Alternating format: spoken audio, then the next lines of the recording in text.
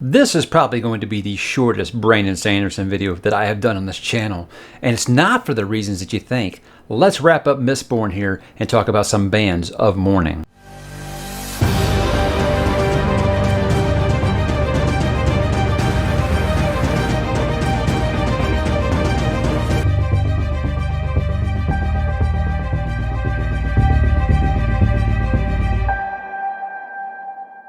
Hey, what's up, bookworms and Lord Ruler Brandon Sanderson fans? Mike back one more time to talk about Mistborn because I've finished reading the last available Mistborn book. And I'm talking, of course, about The Bands of Mourning by Mr. Brandon Sanderson. Now, guys, if you watched my Shadows of Self review, you know I was kind of mixed on it. I did not like it as much as I liked Out of Lore, but everybody told me this book was better.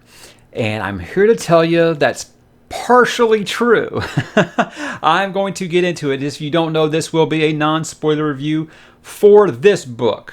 I'm not going to blatantly say everything that happened to those first two books, but I'm going to mention a couple things maybe that you might consider a spoiler for books 1 or 2. So I just want to let you know up front, but there will be no spoilers. But what I mean by this being a short video is because when you do a non-spoiler video for a series and you're past the first couple of books, I feel like you start repeating a lot of the same things, and I don't want to do that this time, so I'm not going to. So let's get into it like we always do with the standard format, and let's get into what is it about. The Bands of Mourning are these mythical metal mines owned by the Lord Ruler. They're said to grant anyone who wears them the powers that the Lord Ruler had at his command. Now, hardly anyone thinks that they actually exist. But now, a conjure researcher has returned to Elendil with images that seem to depict the bands, as well as writings in a language that no one has read. Waxilium Ladrian is recruited to travel south to the city of New Saren to investigate, and along the way he discovers hints that point to a true goal of his uncle Edward and the shadowy organization known as the Set. So we got our same group coming back for another adventure. I said my problem with Shadows of Self was that I felt like the group was split up. Well, they're mostly together this time. So does that mean that we answered the call? Well, let's talk about it by talking about what makes it good or bad. Now, look, I like to say the good first. Now, I want you to understand up front that this is going to be a mixed review. It might sound like I'm overly negative because I think the things that bother me really stick out, and I don't expect that in a Brandon Sanderson story. I'm usually very happy, so a lot of the usual gushing that I usually do with Brandon Sanderson reviews, understand that it's still there. I'm just not going to repeat myself here. So it's going to sound like it's weighted more towards the bad. So let's start with the good. I think that he does continue to improve his magic system. Something I said with Alloy of Law that I liked was that it wasn't just focusing on the greatest hits from the Mistborn original trilogy. He wasn't just going to use the same old tricks. And I felt like he's continued to find ways to improve this magic system, new combinations, new abilities, new users, things like that. And I mean, we get pretty much just a mind-blowing moment with the whole allomancy in this book. And it's really a special moment, I think. But I'll come back to that when I get into my what makes it not so good here. But continue with that. There are some big revelations in this about some classic Mistborn characters.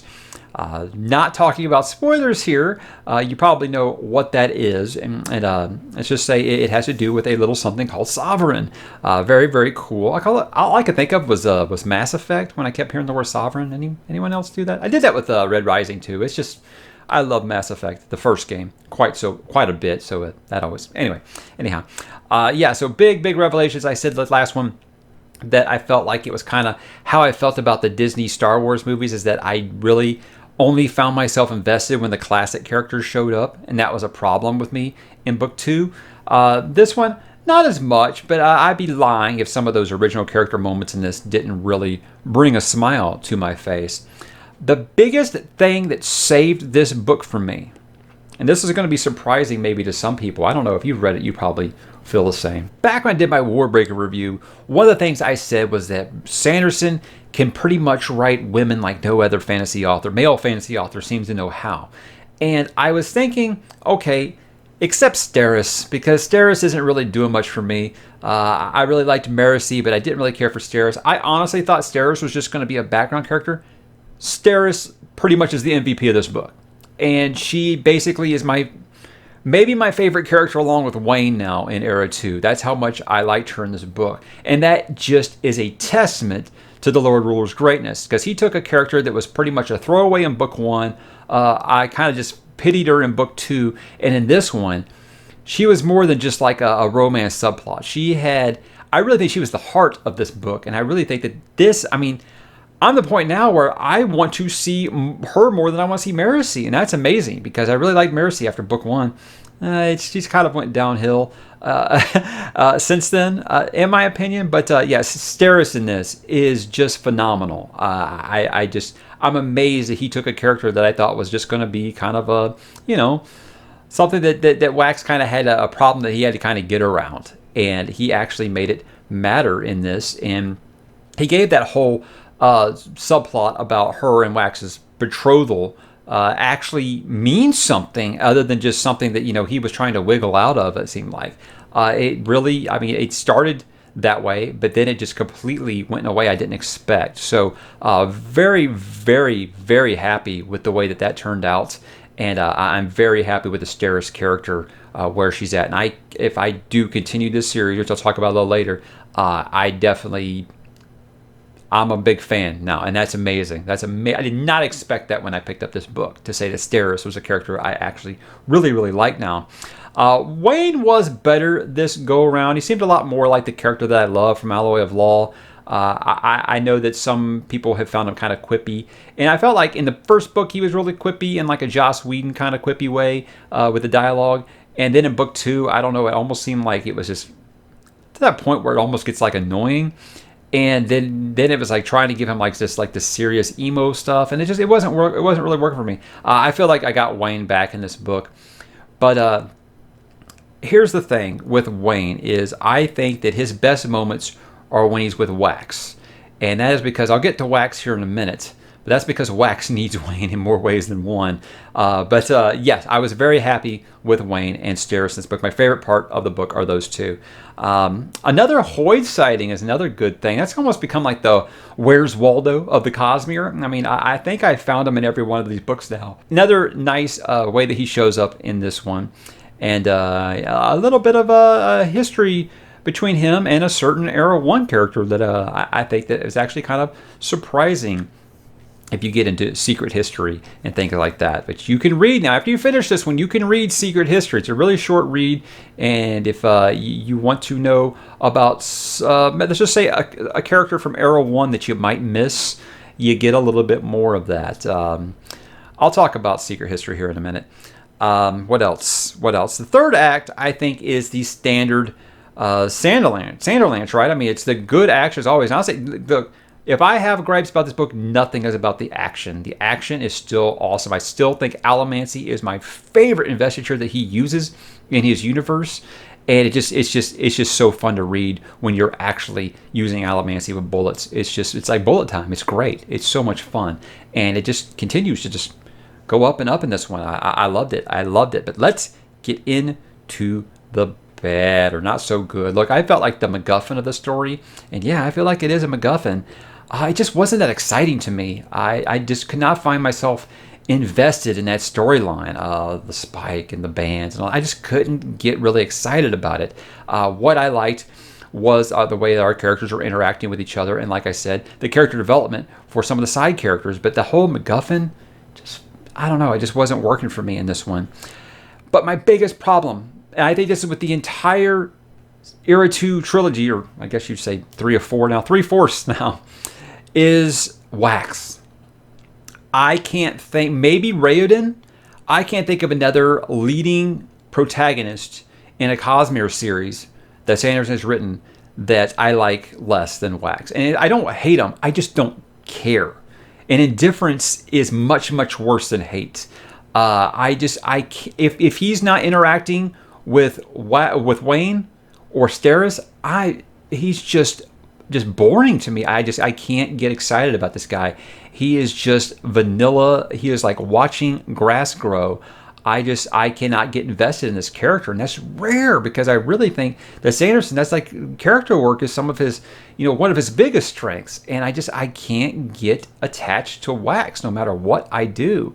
So I think that's been maybe my biggest problem with this whole series, because obviously these books are about him and his story, and I like everyone around him more. And that's usually not going to be a very good selling point for your series when I don't care for your lead protagonist and your lead story.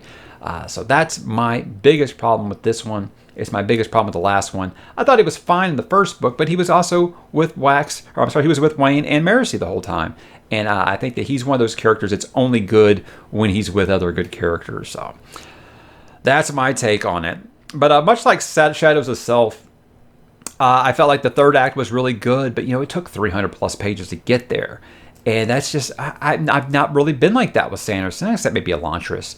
I just never, yeah, sure, the Sand Elantris is always good, but I usually am like getting anxious. I'm really liking the build and stuff like this. I'm like, well, can we get to it already? I never want to feel like that with a book, and I felt like that with the last two Era 2 books. Is just, can we get to there already? So that's really kind of where I'm at with what makes it good or bad. That brings me to, of course, why you should read it. Look, the answer here is always going to be because it's Brandon Sanderson. Yes, I'm being a little hard on this book, probably a little harder than I should be, or people will say that. But what I always say, and I mean it, is that Brandon Sanderson couldn't write a bad story if he tried. He's just way too talented to do that. So, yes, if you like Brandon Sanderson, you'll probably find redeeming qualities in this. I feel like Alloy of Law set my expectations up higher than I had going in, and maybe that affected me in some way. Maybe it's because I love Era 1 so much that this isn't really working for me. Look, I am not going to lie, I'm not crazy about the steampunk genre at all, no matter who's writing it. It's just not really my thing. I either like it to be like a full-on techno thriller or horror, or I like it to be swords and shields, fantasy, or magic. So this has the magic, obviously, but I'm not really down with the genre at all. I'm not. That's just a thing. So that probably was a point against it. But again, if you like Sanderson, you're probably going to like this. If you liked book 1 and 2, you're probably going to like this. If you didn't really care for book 1 or 2, this isn't going to be the one that changes your mind. But again, most people list this as their favorite of the 3 that are out right now. I still liked Alloy of Law the most. Like I said, it felt like just a fun Firefly adventure. Joss Whedon's Firefly is really what it made me think of the whole time, and without the spaceship. But we could have been. Maybe if he added a spaceship, it would have been cooler. The next era apparently is going to have spaceships. No, I think it's Era 4 is supposed to have spaceships, ain't it? Yeah, I think 3 is in the 1980s, and then Era 4 is supposed to be like super sci-fi future, right? I might be wrong on that. Anyhow, that's kind of where I am. Like I said, I know I sound like I'm really, really negative on Era 2, but look, I'm going to be honest. I just don't think Era 2 was for me. I can accept that maybe it's just not my bag. And if it wasn't Sanderson, I probably would have quit after the second book. But it's Sanderson. He's earned my trust and my support at this point. I'm going to read pretty much what he makes. But look, I'm going to be honest. What's the next book called? Lost Metal? If I read it, I don't know if it's going to be on release day like most Sanderson books would be. I don't know. It depends. It's one of the things over the course of time, maybe the arrow will start pointing up. But as of right now, Era 2 is kind of a pass for me. I really liked Alloy of Law, but it's just been downhill there for me since. I still would say this is better than the last one. If I'm ranking them, I'd go Alloy of Law, Bands of Mourning, and then way behind that, Shadows of Self. But I don't know. I think, like I said, the expectations for Sanderson stories have just been raised to me too much, I think. No, so this one falls in line kind of where I felt like of Elantris, where, yeah, sure, it's not bad. It's just not great for what we expect of Sanderson.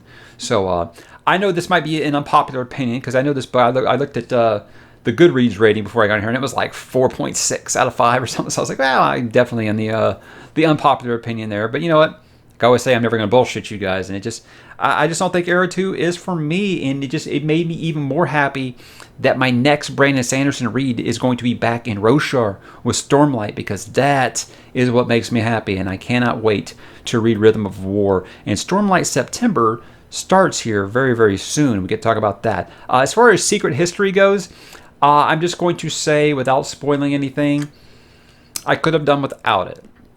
I liked it. I enjoyed it. It was cool. But it was one of those things where if I was going to see that specific character again, I'd rather have like a prequel novel or something like that. I didn't. That's not really. I don't know. Seeing that character, it almost felt kind of anticlimactic to seeing that character again. So that's really what I think I would have preferred. But again, not a bad read, but it's definitely something you shouldn't read until after you read Bands of Mourning. I'll say that for sure. But yeah, that's really all I got, guys. So Era 2 overall, I think it's a no for me, dog, as that dude from American Idol would have always used to say. Anybody remember that? I'm sure you did. Come on, all of you watched it. Shut up. You ain't that young. Anyhow, that's kind of where I'm at. Era 2 is just kind of nah. Give me something else. So I think me and my buddy Alex are about the only ones that are alone on that island. But that's fine. That's fine, guys.